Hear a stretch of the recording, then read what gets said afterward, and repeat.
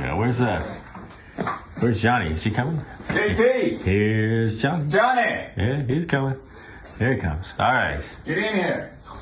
All right, ladies and gentlemen, we are, as promised, here we are at Arc Specialities with Dan and Johnny. And full transparency, we're actually doing this the second time because somebody did not operate the camera correctly, and so I'm going to try to remember all the clever things and all the good jokes that I made along the way. But we started here in Dan's office where we started out by commenting that this is actually a giraffe foot. Right. Yeah. So a friend of mine just dropped it off one day. Yeah, and you have a friend who raises giraffes, and we're going to get to that whole part of the story. But what else did we look at in here? That was, and we just finished doing our podcast here, sort of just finished, and we got the wildlife. Here's the Geiger counter that we mentioned in the podcast. We got the Geiger counter, and then there's the Yamaha. You see my certified thought leader. Certified. I mean. How cool is that? I mean, yeah. What does it take to get one of those? And then this is where we went out to the hallway, and we got we're working in 35 different countries, so this is emergency travel money. Emergency travel money. Yeah, we got Saudi, Italy, China, all over the place. Right, and what's that one right there with the 10 trillion. Oh, 10 trillion. That's what happens when the Federal Reserve prints too much money. So this is your future. Yeah, that looks promising. All right. That's a real note, by the way. Is it? Yeah. I got it even higher now. So, these are like our children. Here's where we're assembling electric motors. Here's a robot that's plasma welding. Here's a robot cladding valves. This one's moving potato skins, joining pipe together. And what are potato skins exactly? Well, when you go to the restaurant and you order potato skin, you assume that somebody in the back room is scooping that potato out. That's not the case. There's actually a machine up in Penobscot, Maine, that's doing that work. And then my machine picks up the potato skins and puts 12 of them in the freezer. So that's not an industry term. You're talking about actual potato skins. I thought it was like I thought it was like some sort of like industry term. I didn't know what a potato skin was. No, we tackle any project that comes up. So we'd rather work than starve. Than not work. Right, I got you. All right. So this is I see Johnny's doing the backup video this time in case somebody doesn't get it right. All right, and this is the fun part for me. I put the first machines in India. So one cowboy, 10 million Indians. Kind of thing. That's in China. Me in Russia. Mississippi. I think that must be Paris. It seems like it ought to be Paris. Yeah, something like that. It's a whole lot of fun for me. I get to meet a lot of different cultures and solve problems and put people to work. Everybody deserves to have a job to provide for their families. That's my opinion. That's it. We should end the video right there, but let's keep going. Yeah, keep going. We try to save the articles when our customers start to put us in their advertisements. Look, there's that safety blue. It keeps popping up everywhere. Safety blue. We're going to hear about that. Yeah, so even Hughes was putting our pictures in their parts. Very nice. It's funny. Now that I've seen it a few times, I know I've seen your logo before. I just didn't know that who you were. But not enough product placement, I suppose. You got to get in the movies. But especially the one that's sitting inside the Texas, the thing. Yeah, and I know I've seen that around. All right, this thing is cool. Yeah, this is what we were talking about. So this is a cross section. We cut a valve in half. So this is all steel, high strength steel, but the oil can't touch the steel. Mm-hmm. So the oil that's flowing through this valve can only touch this material, which is chromium nickel, which is Inconel. Well, to get it to stick in the valve, you have to weld it. So that's one weld, two welds. So that's 20 welds right there. Yeah. It's a long, slow process. You have to put down 2 layers because you don't want much dilution of the steel from the base metal. Right. We've got 600 of these machines running all over the place. And my problem is I'm competing with the machines that I built in the 90s. So I'd like to take you out in the shop later, and I'm going to show you the second and third generations. We're trying to make our own machines obsolete because they're still running 30 years later. Right. So here we are in the lobby. Front desk. Still nobody at the front desk. No, we don't need anyone there. Still not anybody. I'm proud of these. I'm a huge advocate for U.S. first robotics, and these are trophies that our various high school teams have won. We started the teams at Yates, Memorial, Duchenne. all over the place, and most of these teams are continuing on. The kids are learning how to build robots. That's the next generation of roboticists. Right. Yeah. And we saw some pictures on the walls of your winning teams as well. They don't always win, but they always learn something. Yeah, for sure. And so that's you don't have to win to learn something. Yeah. So these are the 4 brands of robots that we integrate: KUKA, FANUC, ABB, and Universal Robots. So we take the robot, and when it comes to us, there's nothing at the end of the arm. We have to add the welder, it's very sad. the drill, whatever you need. But you also build robots, which right. We'll show you those. Cool. All right. But why would you build a robot when there's something that does the job real well? And so this is a perfect example.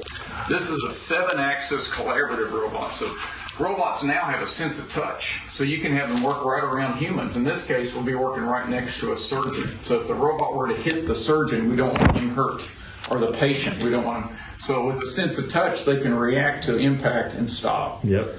So what we're talking about here, and we talked about this on the podcast because you had leg bones in your window. Right. But this is the actual the knee replacements. Right. You make a 5-faceted cut. You put a chrome cobalt insert on there. Not a real knee. This is a replacement knee. And this is the implant that goes in the tibia. So this is the thing, though. This is like just a model. Like this is what you would put in there. This is a real implant. Right. And these are fake bones. Right. When we're doing tissue labs, I have a sense of responsibility towards the people that donated their bodies for us to practice on, right? And last thing I want to do is make their sacrifice for naught. So what we'll do, we actually 3D print, this is an exact duplicate of the last guy we did surgery on. Yeah. And so we did the test surgery here at Arc Specialties. So by the time we get to the hospital to do the real deal, we've already done it all. Yeah. On that exact patient. So how soon are they going to let you start working on live people? Well, if this was industrial robots, we'd already be cutting people. But there's this group called the FDA. Yeah, and they're fussy about things like that. They are fussy. Yeah, I hear you. All right, very cool. So this is science fiction. That's next generation stuff. Nice. And so upstairs we have all the engineers designing the stuff. Down here we've got the project managers. There's Randy in there. He's one of our project managers. Still lots of stuff on the walls. Yeah, like I said, I like people. I really like people. And did we talk about whose job it is to put everything in frames on this pass or the last pass? Up until 2 years ago when Johnny showed up, that was my job because nobody else cared. But now Johnny's doing a great job. But you're the frame guy. So how do you find enough frames to buy? I mean, we have a supply shortage going on in this country right now, right? We call Amazon that have everything. Amazon brings all the frames. All right, and then we go here. This is a very cool room. Yeah, it's half junk room and half memory room. So this is a car chassis, and they're starting to make cars by injection casting rather than spot welding sheet metal. This would have been 70 parts if it had been sheet metal. So, so it's all one, Yeah, it's one casting. But you got to remove this part, and that's what our robots do. Is they use plasma, fourth state of matter to to trim that out. Yeah, I got you. And this is a piece off a naval ship. We formed it. Do they know that you have it? Yeah, these are all leftovers. So this would take 400 hours by a human. We can do it in 40. 400 hours to do what? To make the bends. That's it? Because ships aren't flat. 400. So 400 hours for people to take that panel and make it curve. Wow. And we can do it in a tenth that time without an open flame. Right now they're doing it with an open flame. It's dangerous. Yeah, sure. And we've eliminated all that. But then there's all sorts of interesting stuff. This is a drive shaft off a car, a water bottle holder for a bicycle, a battery out of a missile.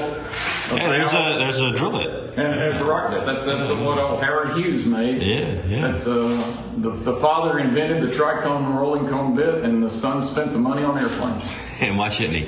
And is that a sand screen? Yeah, sand screen. I've heard it enough times now that I know that's a sand screen. Right, and so if you want to filter the oil through a gravel pack and through a sand screen, then this gap between the wraps is what's critical.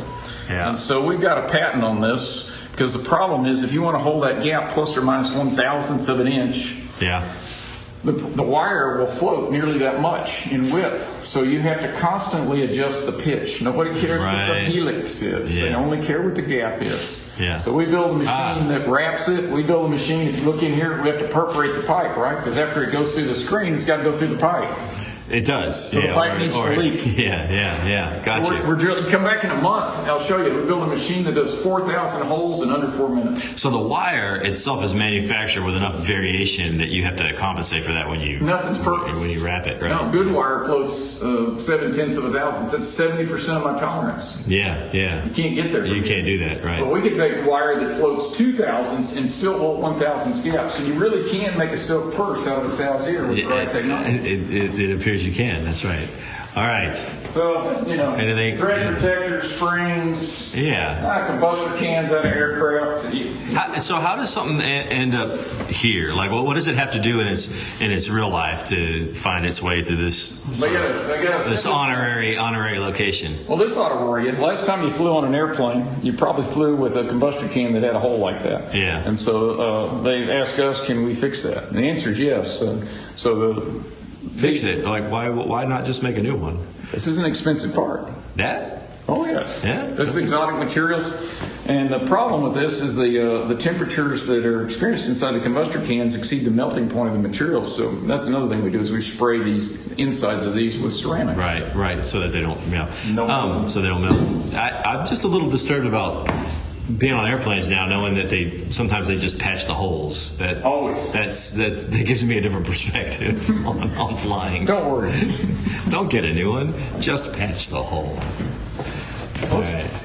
We'll go walk around into the shop now where we actually build stuff. Hopefully the same guys are out there and they can say the same things they did when we went out there the last time. They're gonna think, what? All right. So it's the panel shop. So there's two hardware components to a robot. There is the arm itself, which is the servo mechanism that moves. Yeah. And it moves the welding torch or the paint or whatever. And then there's the control system. So the control system is nothing but a computer. Right. That controls the whole arm. But then the third component is software. People don't believe it, but we're a software company. Yeah. And they see all the hardware and they think that's what we're doing, but we got to have a place to put the code. Yeah, it's right. It doesn't. The hardware just sits there otherwise, right? It's not. Deaf and dumb. Yeah, you gotta have a brain. All right. So we're building the control panel in here, and simultaneously we're out here in the shop building the hardware.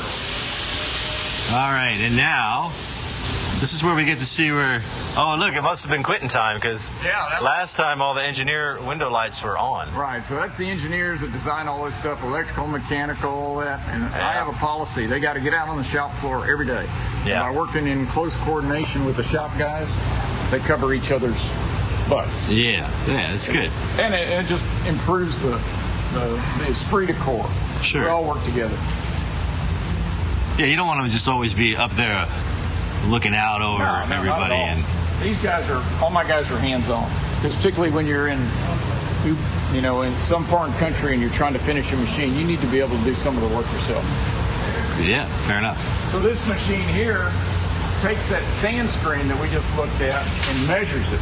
So we're trying to hold that plus or minus a thousandth. That means we need to display to a 10,000th, which means we need to measure to 100,000th. So that big brown thing, that does that. Right, because that screen you saw is just a short piece of a 40-foot long screen. Right. So you'll put the screen in there, and there's two ways to measure those gaps. You can take a feeler gauge. You're probably old enough to remember how you used to gap a spark plug. Right. Well, imagine doing that 10 times per inch, 40 foot long. Yeah, that would take a little while. Right. Yeah. So this automates the process. We do it visually with a camera, and we can measure down to 5 microns, which is 90 millionths of an inch. That's fantastic. I mean, I never would have guessed that big brown box would do something that specific. Well, you have to be able to move the camera along the length of it. Yeah. The camera motion has to be repeatable, so you need a big rigid part to do just that. I got you. This is our shop robot. This is an ADB, just like the one I gave you the other day. This is the one you gave me, right? Mine was not quite that large. Right. But so this one, you can see it's got a tool changer. You can actually put down its plasma torch, get a welding torch, so it both cuts and welds. Yeah. So the robots are starting to reproduce. They're building more robots. That is how the Matrix started. All right. So, it's a press, 175-ton press spray. Let's go on into the machine shop. That is an impressive piece of hardware. It's big. Like, what does that weigh? What did you say? 120? No, that's the capacity. The capacity. 75 tons. And with everything, I thought I'd never need that much. First job we had, we needed something bigger. So, Yeah, sure. See, what we did over there was we were we were welding these parts. So this is one of our robots. There's nothing commercially available that'll do what we're trying to accomplish. So we welded all this up, and my guys are good. They can hold this probably within 1/8 of an inch. Right. That ain't good enough. If they're under 50. Even if they're over. Come on, old people. But we have to machine this flat and perpendicular within a few thousandths of an inch. Right. So first step is welding. Second step is machining. And then the third step is assembly. Yeah, it's funny because if I had walked past this on the street, I wouldn't think, oh, there's a robot. No, but they don't look like people. Yeah. They look like Thank God. Yeah. Here's a good example. This is the exact machine that welded the valve that was in the lobby that we saw the cross. For the house that Jack built. Right.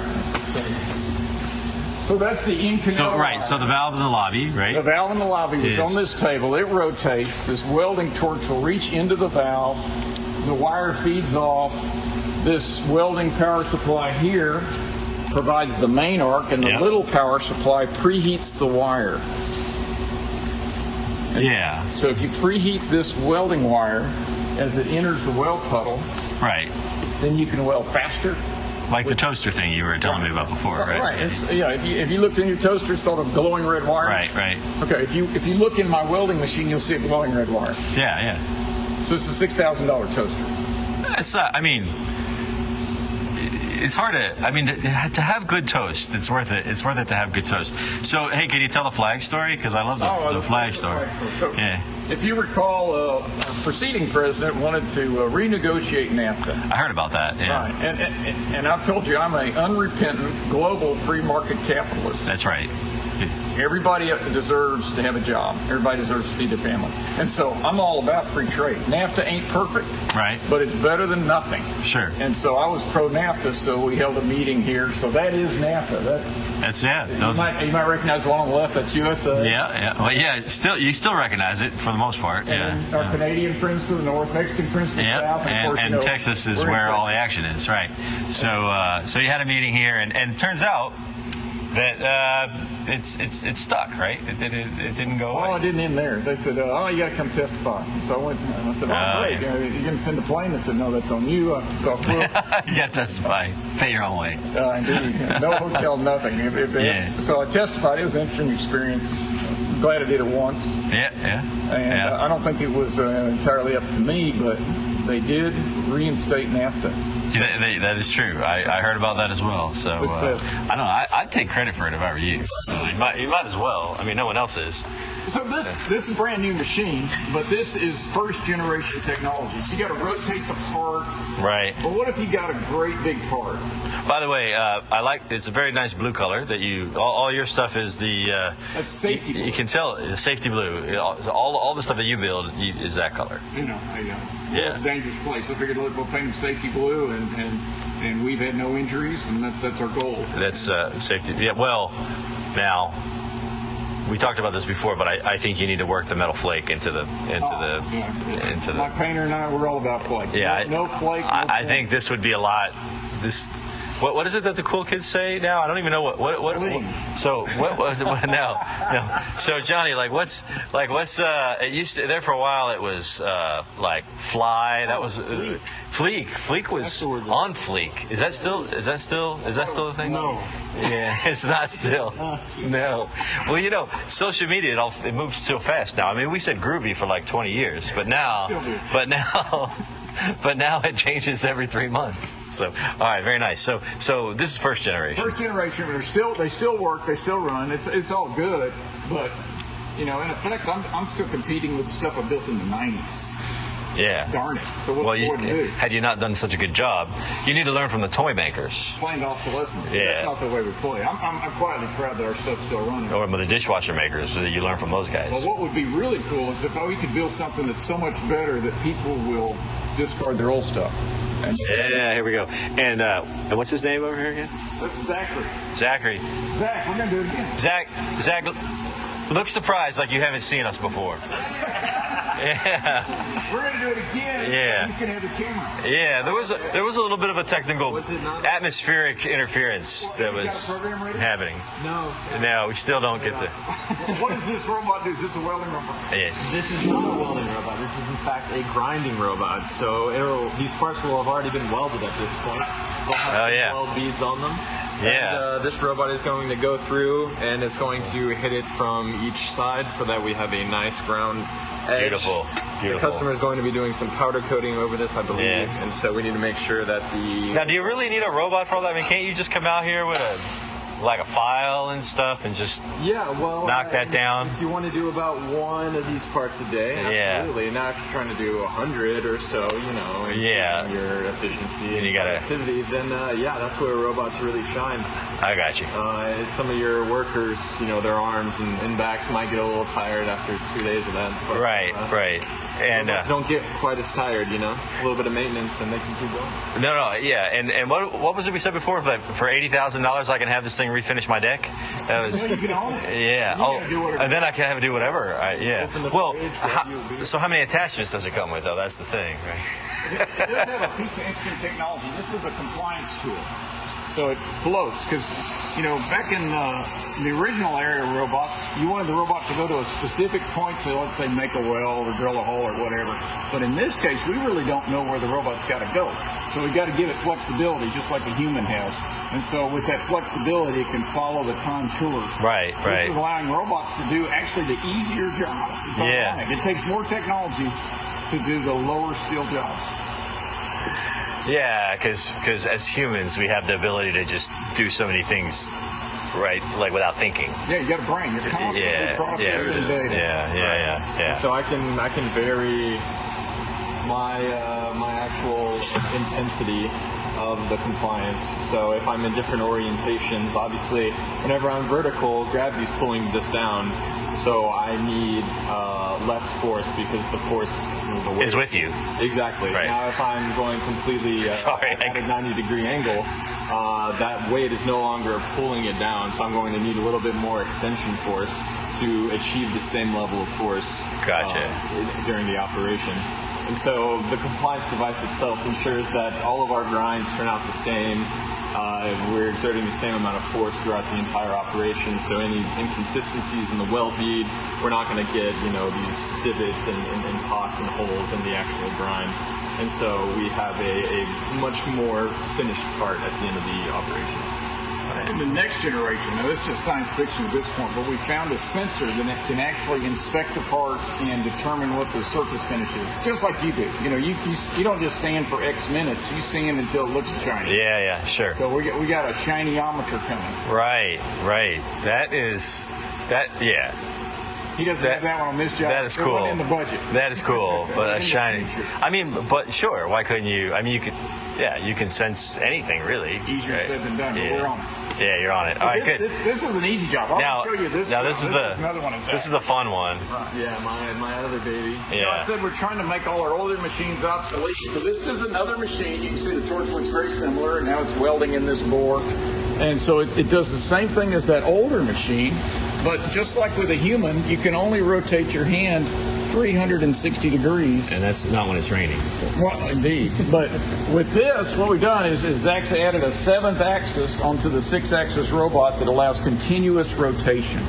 That is really cool. Nobody else is doing this. So, and you're writing the software for this as well, right? Correct. Yeah. So we're pretty much unlimited with like the possibilities, the different orientations in 3D space. Instead of just having a vertical or horizontal weld set up like this, the part can be at some obscure angle, and we just teach the robot where the part is in 3D space, and it'll generate its own coordinate system relative to that.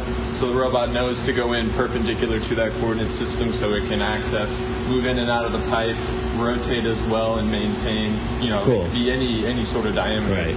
And so it'll maintain its position in 3D space so that we can get welds for not just easy single bore, say like there's a a valve part over there, and so we could come in from different orientations, access this hole over here, and then completely rotate to the opposite one without any refixturing or recentering or reteaching necessary.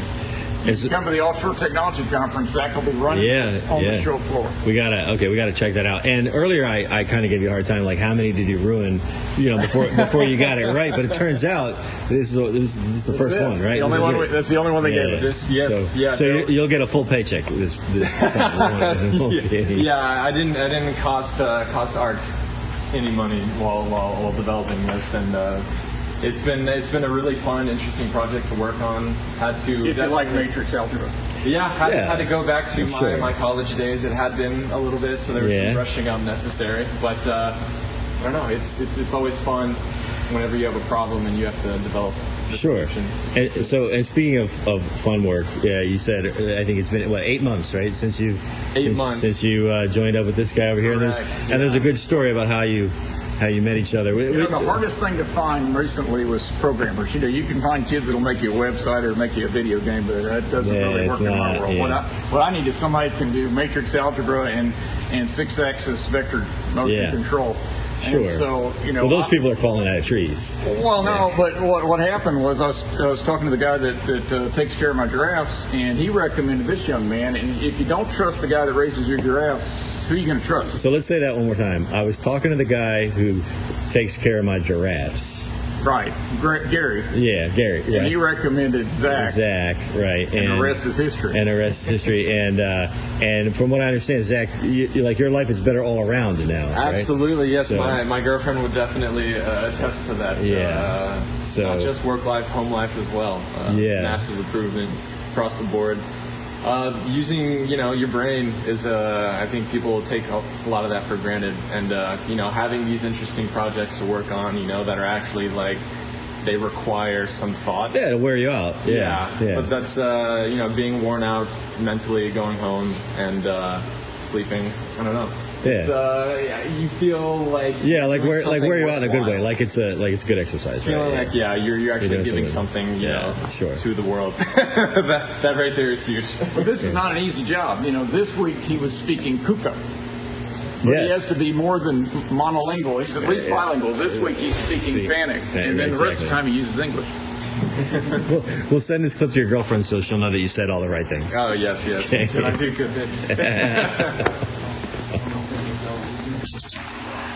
All right. The guy who takes care of my giraffes. Where are we going now? Around the heavy part of the shop. Okay? The heavy part. All right. This is where the steel comes in plate form.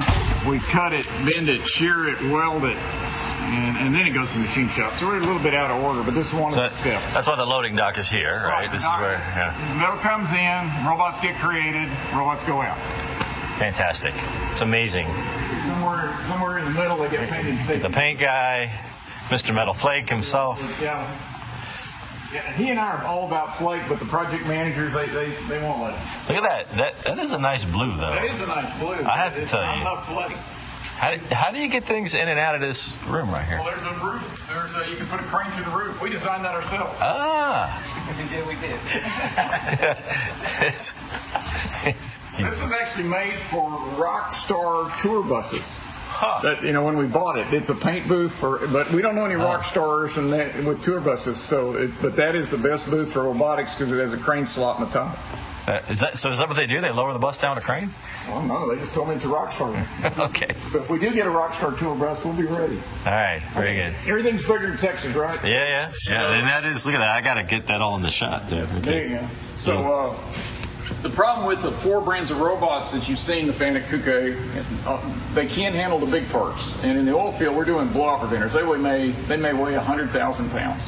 Too big for a robot. So we're building our own. So robots are still being designed, built right here in Houston, Texas at Arc Specialities. This is a cylindrical coordinate robot for welding valves. It does great big parts. And then I'm going to show you one that's doing blow-off preventers at the other end. That is fantastic. It's too much fun. Built in Texas. You bet. This one we talked about a little bit. So this is a KUKA robot from Germany, and what we've done is we've added a plasma torch, and this is the nuke job. So is it a requirement that the robots that come from Europe have to be orange? No, you just saw a yellow robot. Well, that's true. There was yellow because the ABB one's And you orange just though saw a too. black Right? robot. Okay, fair enough. No, you got to embrace diversity. And so all these robots are different colors, but we've actually had one customer here in town. They might see this video. They grew up watching the Jetsons, and they saw Rosie, Sure. the robot, and That's they what I wanted think us of. to paint their robot pink. Pink. So there's one cute robot. Rosie the robot. But this one that we left it orange, and so it's going to reach into those valves that are preheated to 400 degrees Fahrenheit. The human doesn't have to. So they got to stick his arm in there and into the hot oven. Yeah. So this is a model of that. That's just a mock-up, we call it. Or of the, but that would be, yeah, okay, so Very it's similar. not even a model, it's just a mock-up, but that's where I'd be sticking my arm. Right. If You'd have to reach way back in here. 400 degrees, I'd have to be in there. It's 400 degrees. Horrible job. I can see why, maybe some people quit that job. I would. Yeah.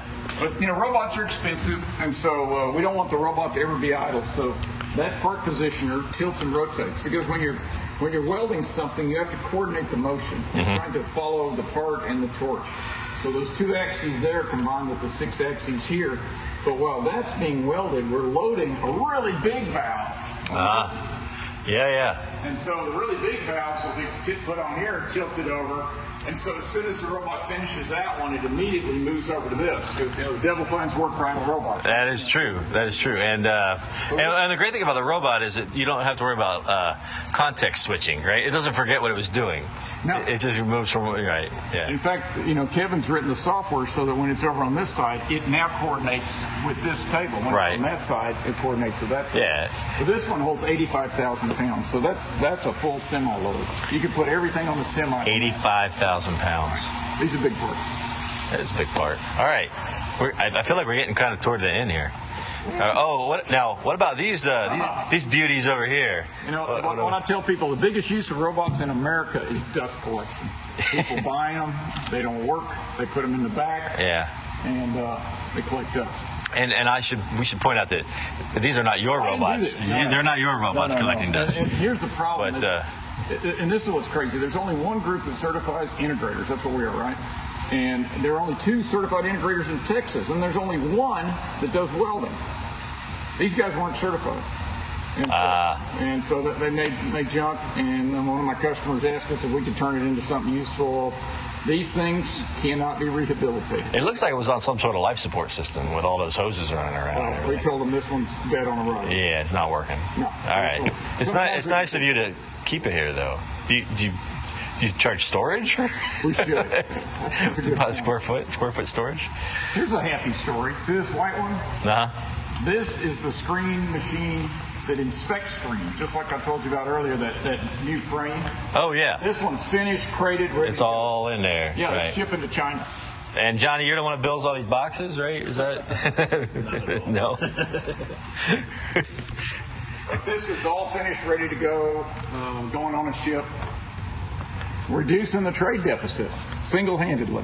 Yeah. So this whole thing moves out of here in one piece. Yeah. It's a precise. I told you it's measuring down to 5 microns. That's 90 millionths of an inch. Yeah, but this all moves out of here in Well, because if you're trying to achieve that kind of accuracy, everything has to be in alignment. So by leaving it intact, it can't ship in. You can't assemble it later. You could, but it would be hard. And so this ain't cheap to begin with, but we find that it's cost effective just to build a big crate. Yeah. That's a great story here. It's a good looking crate, I got to say. Oh, no. It's, now, Johnny, I'm thinking that this is an opportunity right here. You could put advertisement banners on these things, so when they as they're driving down the road, you see little promotional stuff, little promotional stuff on there. Yeah. This one's a good one here. This is kind of fun. The robots are leaving the factory, so some things are too big to bring into a factory. So in this case, you can see it's on a truck. So now the robot's going to go and find work. Yeah. I think we mentioned. Yeah, we mentioned that. So it is actually mobile.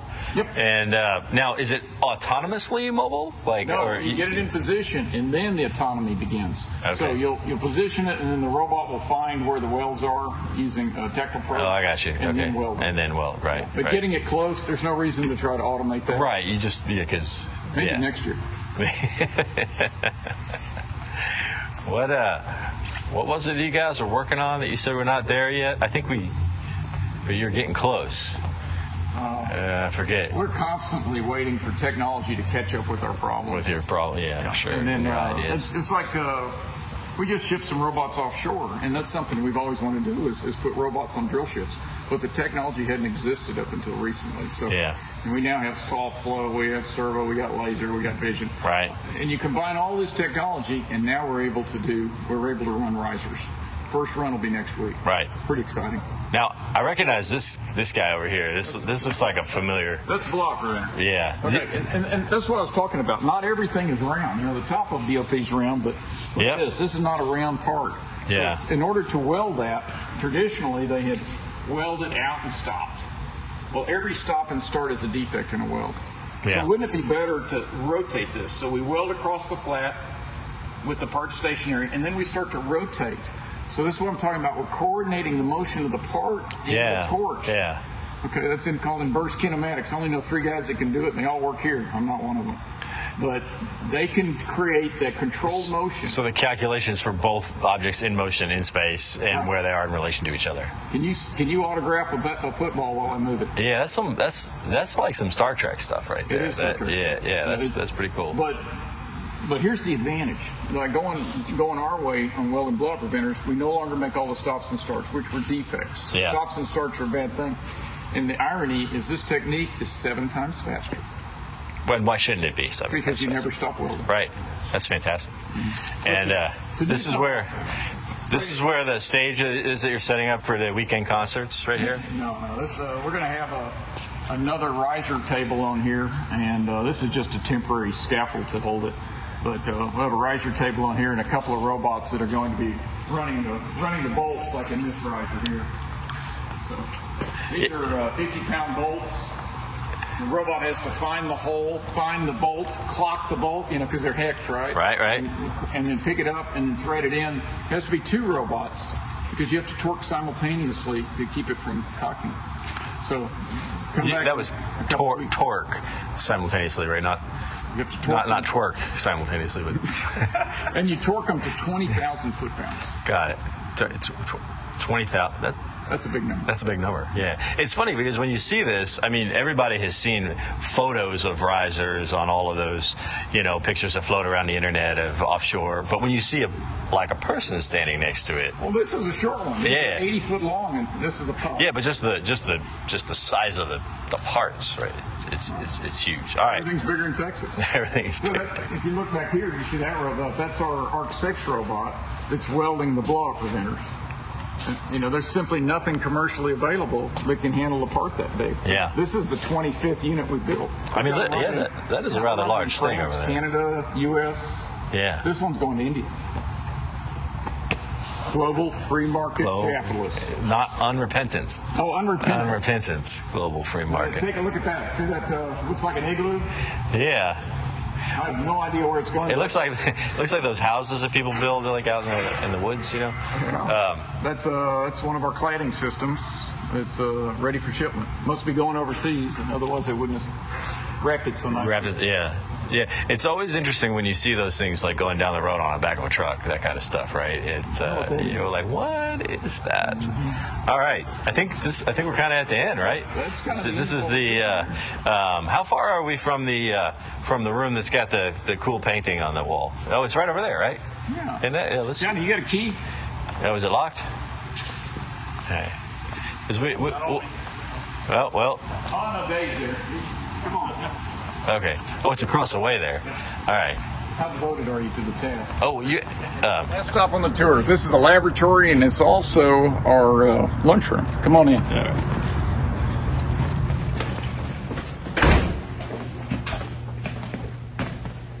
right. So this is where we have lunches, and we have an interesting fellow from Guatemala. He's one of our painters. That is a fantastic mural. Yeah, he does some great stuff. You've seen his stuff around town. His name is Helson. For those of you not from here, this is downtown Houston we're looking at. Not the actual downtown Houston, but a pretty close facsimile, and we got a little 3D action with the beam here at the end. Very cool. So you guys have this this big lunchroom. Well, you got a lot of people here. Yeah, we got a lot of people. I'll tell you what we do, and I've invited you to it, and I'm going to invite all your audience too. We do what we call First Friday lunch, and so everybody's invited. We all sit down together, kind of calm down at the end of the week and talk. And we ended up last Friday, I believe we had 20 visitors from industry. And we do a short presentation, feed everybody lunch, do a tour. You know, like I said, all there is in the world is people. That's correct. All right, that's it. Thank you, Dan.